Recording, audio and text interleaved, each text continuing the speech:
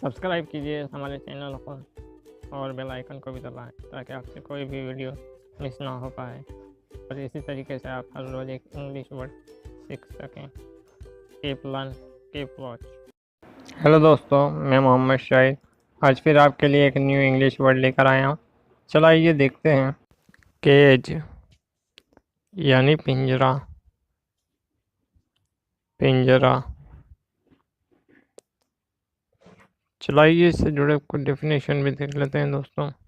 और हाँ, आप मुझे कमेंट्स करके बताएं कि अगली इंग्लिश वीडियो किस वर्ड पर हो।